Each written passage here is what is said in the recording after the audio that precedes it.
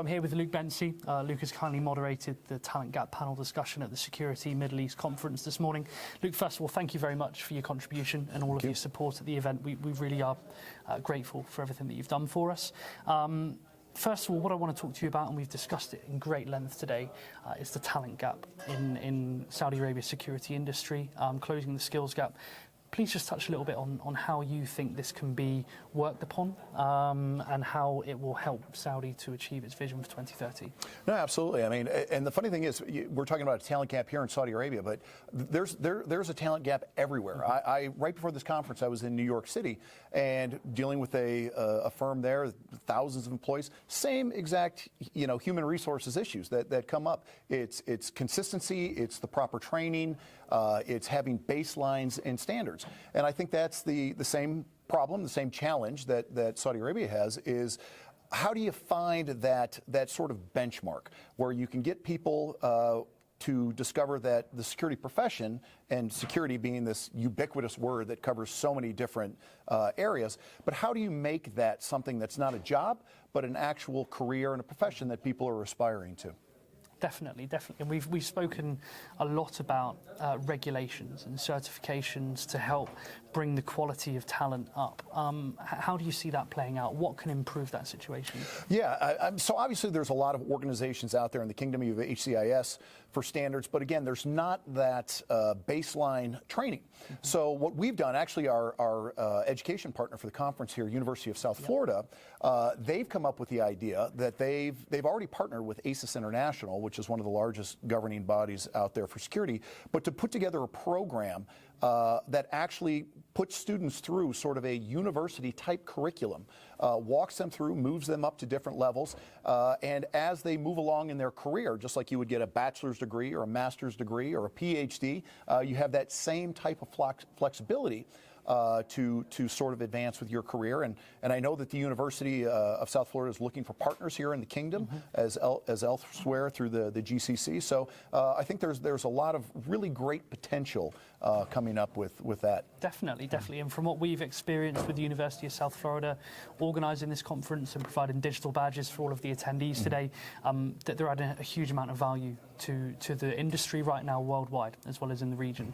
From yourself in a professional setting, I know roughly what you do, but please talk to the audience a little bit more about the courses that you provide and, again, how that's adding value to the Kingdom of Saudi Arabia and the Middle East. Yeah, what we're doing here, we've been training in the Kingdom now for well over a decade, and what we bring to the table is more of an intelligence advisory type training, meaning sure, there's all the fundamental training, which everybody needs the bare bone basics, but at the same time, there is a standard that needs to increase, whether that's organizational management, whether that's strategy. One of the biggest problems with security itself, security is tactical. We'll be very honest. Security is mostly about the how do you do this.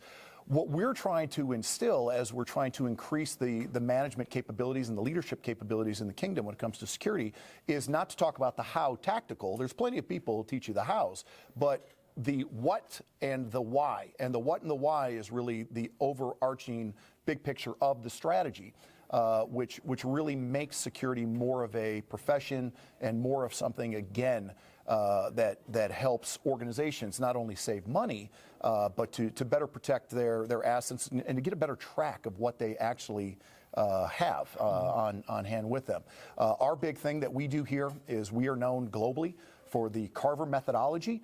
Carver methodology was a CIA-created methodology. It's been around since World War II. But it's a great way to be able to identify threats, to rack and stack, as we like to say, all of the assets that you have, and to prioritize and monitor all of the assets that you have at a facility. So again, you can track a budget. You can mitigate any threats. You can mitigate any, it could be something as simple as a facility needs lighting fixed or updated or refill the fire extinguisher, whatever it may be. It applies to safety as well. But to actually have it where it's a living, breathing entity.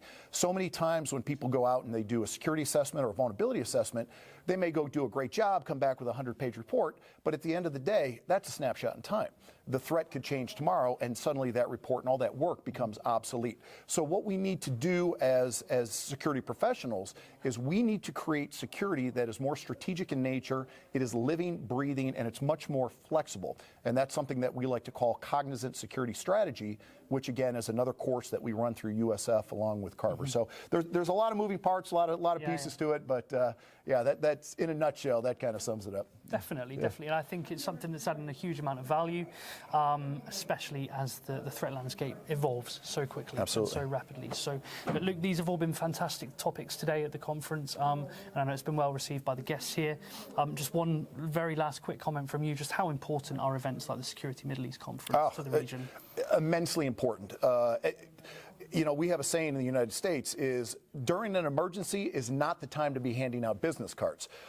The value of this, sure, there's the information exchange and all of that, but I think the real value comes in the networking, in meeting people ahead of time, knowing who they are, getting their number in your cell phone so that if there is a crisis, there is an emergency, everybody's already been on the same page. Everybody knows each other's capabilities. Everybody knows where they need to improve, cross-train, and all of those things. So we are big fans of liaison type work, liaison training, and conferences like this is exactly what is needed for the kingdom if it's going to progress and hit these very lofty, ambitious goals for 2030. And I think everybody in the room was enthusiastic and up to the challenge, but I think we just need to continue with the process. We can't let the momentum go away. Definitely. And it's on the lips of everybody who's in the room today. We'll be here again in 2024 looking at how the Vision 2030 ambition has developed and grown, and how the security industry is playing a big part in that. So Luke, thanks very much again. No, my pleasure. Thank you. All righty. Look forward to seeing you next year. Appreciate it. Thank you.